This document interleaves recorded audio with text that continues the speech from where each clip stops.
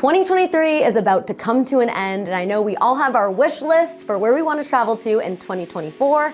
We're going to give you 8 tips on how to do it for less.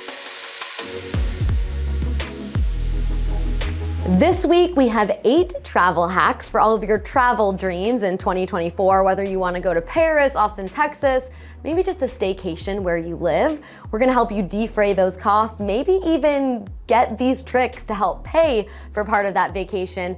And to get those tips, we talked to Dr. Anna Kaplan. And if her name sounds familiar, she was one of the housewives of Toronto, so she knows how to travel fabulously, to say the least. She also owns a finance company. It's called iFinance in Canada, and it's one of the biggest consumer finance firms, and they have exceeding loan applications of over $1 billion.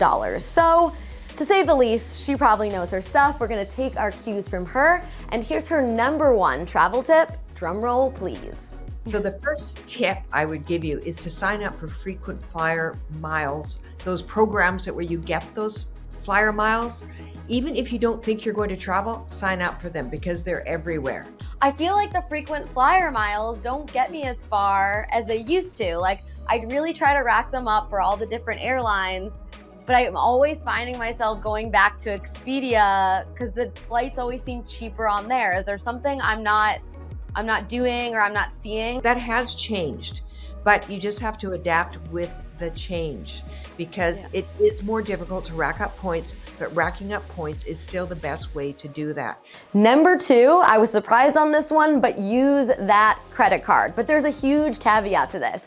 Use the credit card to put everything on there so you get the points and the reward dollars, but if you can't pay it off right away, this is a no-go.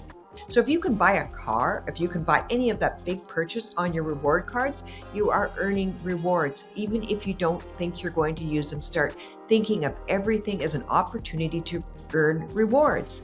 All these places, hotels, airlines, when you're buying coffee, any of these things are offering rewards. So make sure you sign up for those airline reward programs. Anything you purchase, everything that you do, you should be looking at travel incentives always to make the cost of your trip a minimal cost of your trip. And did you ever wonder if that insurance policy cost on your trip is actually necessary? What about this trip insurance? Do I really need it? I honestly am the person that goes without trip insurance every single time, and I have been fine every single time, knock on wood, but I never get the trip insurance. Tell me the truth about whether we need it or not. I am not a big promoter of insurance, and I read the bottom line. I read the fine detail of insurance because insurance can be a very big extra cost, and insurance is always relative to the risk that something might happen. So as you say, nothing happened to you, but if you're somebody who's in a high risk category, you should get the insurance. If you're traveling abroad, you should get the insurance. However, look to see whether your credit card has insurance attached to it if you purchase something with your credit card. So if you purchase the trip with your credit card, everything else is purchased with the interest earning points. But if you purchase your trip with a credit card, you might be covered with your credit card. If you're going somewhere within the United States or somewhere local, you might not need that insurance. So your insurance policies too. So be really careful to read about what you're getting. #4, don't wait. Pick a date and book that flight ASAP. Well, they don't want you to know that buying your flights early really does save you money, so buy your flights early. Dr. Kaplan said some programs and websites will tell you to wait on flights, that the price will be lower in the future. But while they may be cheaper, they're gonna come with inconveniences, like maybe multiple stopovers, and that could provide some problems and be much more costly in the future. #5, be flexible. Depart on cheaper days. If you depart on a Tuesday, a Wednesday, or a Saturday, that's generally a cheaper day to depart on. So when you are looking for your travel, look to see the difference in the day that you depart. Some airlines only on a Saturday will they offer the specials.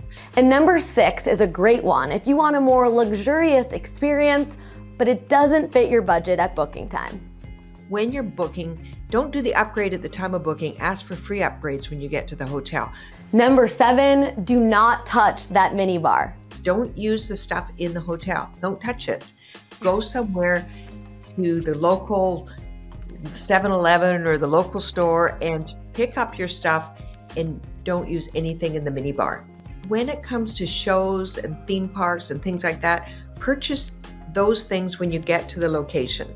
But if you are going to a location, go to the last minute deals. You're going to Times Square and purchase the last minute show tickets, etc. But purchase it there rather than in advance, because you can get those last minute deals, and you can almost always get last minute deals. So that's another travel hack. Now go book that trip. And if you like this video, give us a like and hit the subscribe button below.